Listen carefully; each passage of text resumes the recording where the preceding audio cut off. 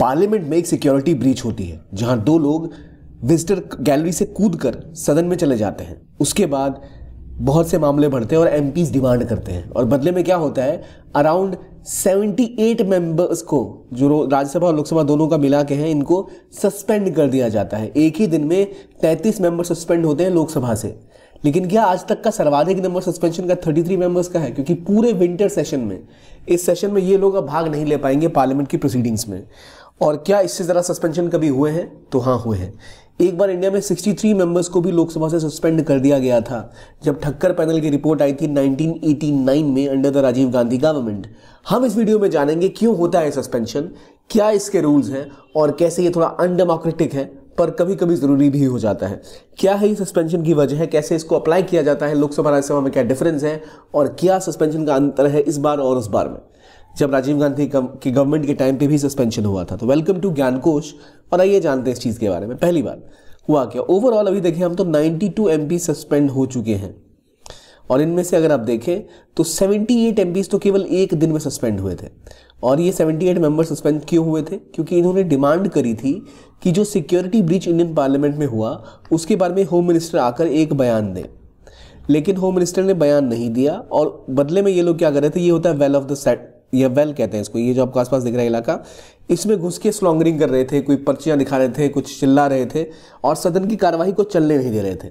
जब ऐसी स्थिति आती है, जब आप सदन की कार्रवाई को चलने ना दें, तो जो स्पीकर ऑफ द हाउस होता है उनके पास बहुत दिक्कत आ जाती है कि भाई सेशन तो रन करना है, अब आप शोर करोगे, हो हल्ला करोगे तो सेशन रन कैसे करेगा। इस केस में उनके पास एक पावर रहती है कि वो जो लोग आके सदन में ऐसी हरकतें कर रहे हैं उनको सस्पेंड किया जाए, या तो एक दिन के लिए या 5 दिन के लिए, जब तक सेशन चल रहा है। मान लो अभी जो विंटर सेशन पार्लियामेंट का चल रहा है, जितने दिन भी चलेगा उतने दिन के लिए सस्पेंड कर दें। तो ये तब किया जाता है कि जब संसद की कार्यवाही बिल्कुल ही रन ना कर पा रही हो। और अभी रिसेंटली जो हुआ, लोकसभा का हाईएस्ट सस्पेंशन था और यह हमें याद दिला गया उस दिन की जब 63 एमपी एक दिन में सस्पेंड हुए थे लोकसभा से, ठक्कर पैनल की रिपोर्ट पे। ये और वो दोनों में एक अंतर है। इस अंतर को समझते हैं कि सस्पेंशन होता कैसे। सबसे पहले लोकसभा में जो हमारे एमपीज होते हैं, ये स्पीकर डायरेक्टली इनको सस्पेंड कर सकता है। इनके अंदर एक रूल है, रूल नंबर 374A, जिसके तहत अगर स्पीकर को ऐसा महसूस हो कि बहुत ज़्यादा डिसऑर्डर फैल रहा है हाउस में, लोग गालियां दे रहे हैं और रूल्स को तोड़ा जा रहा है और बातें नहीं हो पा रही हैं, चीज़ें आगे नहीं बढ़ पा रही हैं और लगातार कुछ लोग जानबूझ के वार्निंग्स के बाद भी सदन को तंग कर रहे हैं, परेशान कर रहे हैं, तो स्पीकर सस्पेंड कर सकता है हाउस से लगातार 5 सिटिंग तक या फिर पूरे सेशन तक, जो भी कम हो इनमें से। और ये पावर है किसके पास? स्पीकर ऑफ द हाउस के पास। कहाँ का स्पीकर? लोकसभा के स्पीकर के पास ये पावर है कि वो ऐसा कर सकते हैं। लेकिन ये पावर जो लोकसभा के स्पीकर के पास है, ये पावर राज्यसभा के स्पीकर चेयरमैन के पास नहीं है। जो चेयरमैन होते हैं राज्यसभा के उपराष्ट्रपति, ये रूल नंबर 255 है रूल बुक में। इसके तहत अगर उनको लगता है कि कोई मेंबर बहुत डिसऑर्डरली बिहेव कर रहा है और ग्रॉसली मिसबिहेव कर रहा है हाउस के साथ, तो वो कह सकते हैं कि भाई आज जो है आप जाओ, अब आपका काम खत्म, आज आप नहीं बैठ सकते सदन में। तो मेंबर को जैसे ही बोला तो वो उस पूरे दिन की मीटिंग में नहीं आ सकते। और अगर चेयरमैन को लगता है तो वो किसी मेंबर को बोल सकते हैं कि भाई इन्होंने जो हाउस का चेयर का अथॉरिटी है उसको डिसरिगार्ड किया है, कि वाइस प्रेसिडेंट जो बैठे हैं उनके सम्मान में वो नहीं ऑपरेट कर पा रहे और वो लगातार अभद्र भाषा का इस्तेमाल कर रहे हैं, तो ये उनका नाम भी ले सकते हैं। अगर ऐसा कुछ होता है, जब चेयरमैन ने ऐसा कुछ किया, तो वहाँ पर एक मोशन पास होता है और उस मोशन के पास होने के बाद जिन लोगों का नाम उसमें दिया गया उनको जितने अभी दिन सेशन बाकी चलेगा उससे हटा दिया जा सकता है। अब देखिए फ़र्क क्या है राज्यसभा में और लोकसभा में। राज्यसभा में आप एक दिन के लिए सस्पेंड करते हो, अगर लंबा सस्पेंशन करना है तो एक क्या होगा, मोशन पास कराना पड़ेगा। लेकिन लोकसभा में स्पीकर सीधा सीधा कह सकते हैं कि भाई अब आप इस सेशन में एंटर नहीं कर सकते पार्लियामेंट में।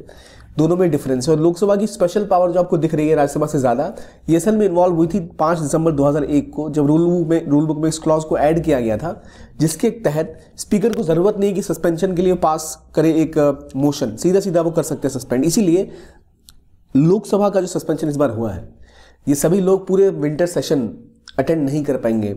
ये अभी पार्लियामेंट जो चल रही है, इसलिए बहुत विवाद इस पर मच रहा है कि क्या जो पार्लियामेंटेरियंस चुन के भेजे गए हैं, अगर वो डिमांड कर रहे हैं कि जो होम मिनिस्टर है वो आके बयान दे कि क्यों सिक्योरिटी ब्रीच हुई, तो क्या उसमें कुछ गलत काम कर रहे हैं वो, और क्यों उनको ऐसा हटाया गया। इसकी कोई ज़रूरत नहीं थी, उसका कोई और तरीका भी ढूंढा जा सकता था। इस बार लगातार हमने देखा है कि ओवरऑल 92 एमपी सस्पेंड हो चुके हैं कंसिस्टेंटली। 2019 के बाद से लगातार हमें देखने को मिल रहा है कि कई सारे पार्लियामेंटेरियंस को पार्लियामेंट से सस्पेंड कर दिया जाता है। वो इसलिए भी होता है कि अभी पार्लियामेंट में बीजेपी की एक बहुत बड़ी मेजॉरिटी है। इसी से हमको याद आता है वो मौका जब राजीव गांधी गवर्नमेंट की बहुत ब्रूट मेजॉरिटी हुआ करती थी। 1989 में जब राजीव गांधी गवर्नमेंट थी तो उनके पास 100 से भी ज़्यादा एमपीज थे, ऑलमोस्ट मोर देन 100 एमपीज। अभी जो प्रेजेंट गवर्नमेंट है एनडीए की, जिसका हम कहते हैं बहुत ज़्यादा मेजॉरिटी में है, उनसे भी कहीं स्ट्रांग मेजॉरिटी थी राजीव गांधी की। और उसी टाइम में ठक्कर कमेटी की रिपोर्ट आई थी। ठक्कर कमेटी की रिपोर्ट किस चीज़ के ऊपर थी? तो इंदिरा गांधी के असैसिनेशन के ऊपर एक रिपोर्ट आई थी कि इंदिरा गांधी की हत्या कैसे हुई, क्या हुई। उस पर जो अपोजिशन के लोग थे उन्होंने हो हल्ला करना स्टार्ट कर दिया था। तो एक ही दिन में 63 एमपीज को सस्पेंड कर दिया गया था, क्योंकि ऑलरेडी इनके पास मेजॉरिटी थी। लेकिन एक बहुत बड़ा फर्क था उस सस्पेंशन में और इस सस्पेंशन में। जो की अंतर आपको इन दोनों में दिखेगा वो ये है कि जब ये 63 एमपी सस्पेंड हुए थे, अगले दिन उन्होंने स्पीकर को माफ़ी मांगी थी और इन सबको रीइंस्टेट कर दिया गया था। दोबारा सदन में वो आने लग गए थे अगले दिन से। लेकिन अभी जो सस्पेंशन हुआ है पूरे विंटर सेशन के लिए, और इस सेशन में कोई लोकसभा के जो लोग सस्पेंडेड मेंबर्स हैं वो लोकसभा में एंटर नहीं कर सकते, वो पार्लियामेंट्री प्रोसीडिंग्स में बात नहीं कर सकते। तो एक बहुत बड़ा बदलाव है, फ़र्क है। जब वो 63 एमपी सस्पेंड हुए थे तब वो माफ़ी मांग के वापस आ गए थे, एक ही दिन के अंदर सस्पेंड हुए थे। लेकिन अभी जो सस्पेंशन हुआ है एमपीज़ का, उनको पूरे सेशन के लिए सस्पेंड कर दिया गया। विंटर सेशन जब तक चलेगा वो भाग नहीं ले पाएंगे संसद की प्रोसीडिंग्स में।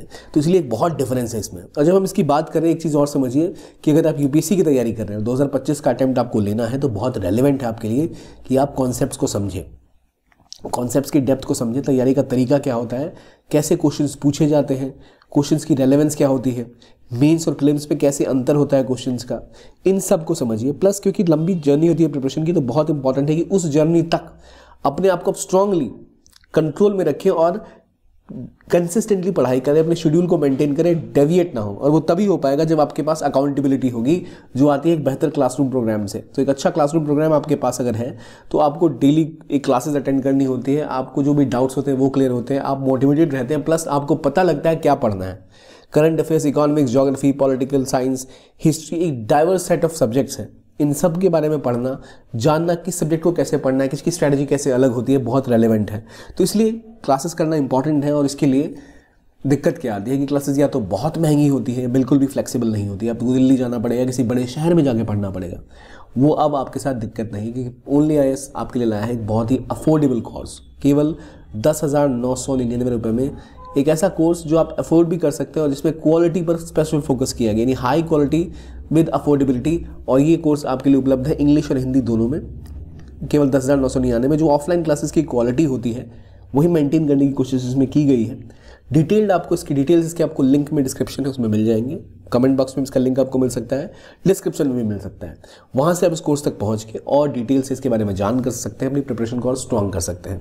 तो ये तो हो गई इस कोर्स की बात। आइए आते हैं हम लोकसभा राज्यसभा सस्पेंशन के ऊपर। अगर हम बात करें राजीव गांधी गवर्नमेंट की, तो उनके पास 400 से भी ज़्यादा एमपीज़ थे। 404 तो ये जीत कर आए थे और बाद में 10 और जीत लिए थे इन्होंने।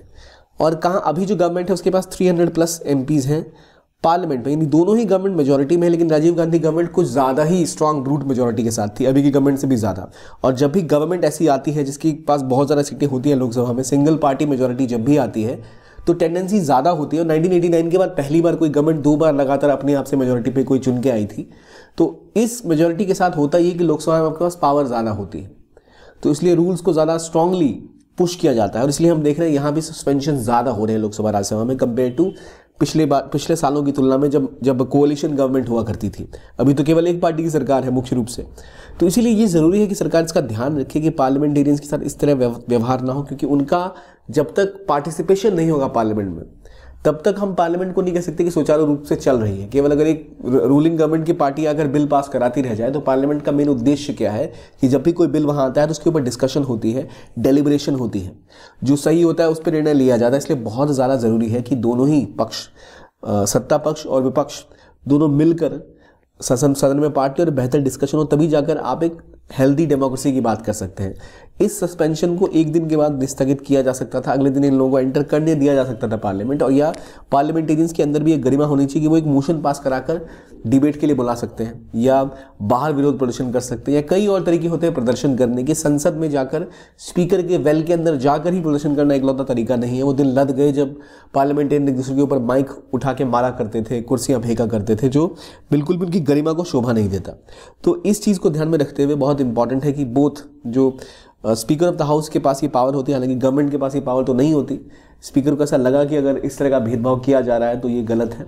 और याद रखिए, स्पीकर जो होते हैं वो किसी भी पार्टी के नहीं होते हैं, उनको न्यूट्रली वो कार्य करते हैं, चाहे उपराष्ट्रपति हो चाहे स्पीकर ऑफ लोकसभा हो। तो हम ये नहीं कह सकते कि बीजेपी ये कर रही है या फिर कांग्रेस ये कर रही है, पर आमतौर पर ऐसा देखा जाता है कि जब भी कोई पार्टी मेजोरिटी में रहती है तो ये चीज़ें होने की संभावना बढ़ जाती है। तो उम्मीद है कि आगे इन पार्लियामेंटेरियंस को मौका मिले पार्टिसिपेट करने का, और ये भी अपने तरीके को समझे कि कैसे उनको अपने आप को हाउस में कैरी करना चाहिए। तो ये था आज का वीडियो जहां हमने जाना कि ये सस्पेंशन क्यों हो रहे हैं, और ऑलमोस्ट 92 टोटल सस्पेंशन हुए हैं, और ये सस्पेंशन एक तरह से कमजोरी दिखाते हैं कि अभी डेमोक्रेसी को थोड़ा और हमें स्ट्रांग होने की जरूरत है। लोग भी जो सस्पेंड हुए उन पार्लियामेंटेरियंस को भी अपने तरीके को देखना चाहिए, और स्पीकर ऑफ द हाउस को भी थोड़ा सा लीनियंट होना चाहिए इस चीज़ को लेकर। ये था आज का वीडियो, देखने के लिए बहुत बहुत धन्यवाद। कीप ऑन वॉचिंग ज्ञान कोश and have a nice day.